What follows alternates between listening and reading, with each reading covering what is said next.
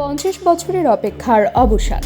আবারও মানুষ যাচ্ছে চাঁদের পথে, কিন্তু একটি প্রশ্ন বিশ্বজুড়ে ঘুরছে, চাঁদের কাছে গিয়েও কেন নামছে না তারা? 2026 সালে ফেব্রুয়ারিতে ইতিহাস গড়তে চলেছে নাসা এর আর্টিমিস 2 মিশন। এই মিশনে অংশ নিচ্ছেন 4 জন মহাকাশচারী: নাসার Reid Wiseman, Victor Glover, Christina Koch এবং কানাডিয়ান স্পেস এজেন্সির জেরেমি হ্যানসন। এই 4 জনই হবেন 1972 সালের পর প্রথম মানুষ যারা চাঁদের কাছাকাছি যাবেন। তারা চাঁদের দূরবর্তী অংশ ঘুরে পৃথিবীতে ফিরে আসবেন, যা মানুষের ইতিহাসে সবচেয়ে দূরের মানব ভ্রমণের রেকর্ডও ভাঙতে পারে।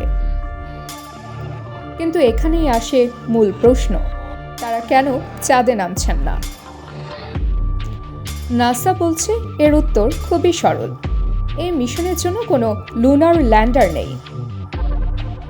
আর্টেমিস 2 কোনো চাঁদে নামার মিশন নয়, এটি মূলত একটি পরীক্ষামূলক মানববাহী ফ্লাইট।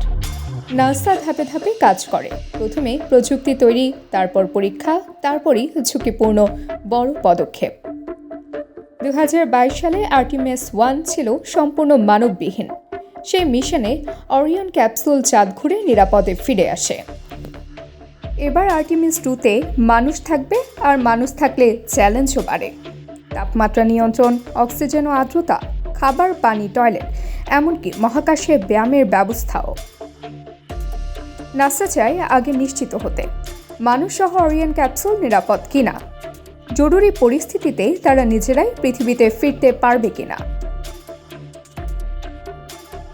এ কারণেই আর্টেমিস 2 হবে একটি ফ্রি রিটার্ন ট্রাজেক্টরি, মানে একবার পৃথিবীতে কক্ষপথ ছাড়লে চাঁদের মধ্যাকর্ষণ শক্তি ব্যবহার করেই স্বয়ংক্রিয়ভাবে পৃথিবীতে ফিরে আসবে মহাকাশযান।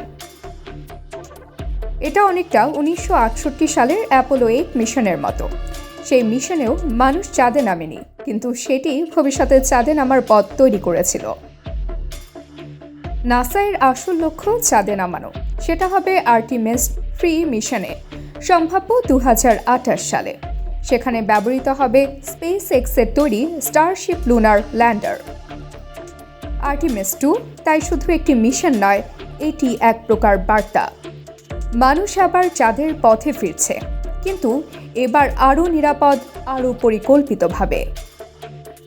50 বছর পর এই 4 জন মানুষ আবার আমাদের মনে করিয়ে দিচ্ছেন, চাঁদ এখনও মানব জাতির স্বপ্ন। আপনি কি মনে করেন, চাঁদে ফেরা কি শুধু বিজ্ঞান, নাকি পুরো মানব জাতির জন্য একটি নতুন শুরু?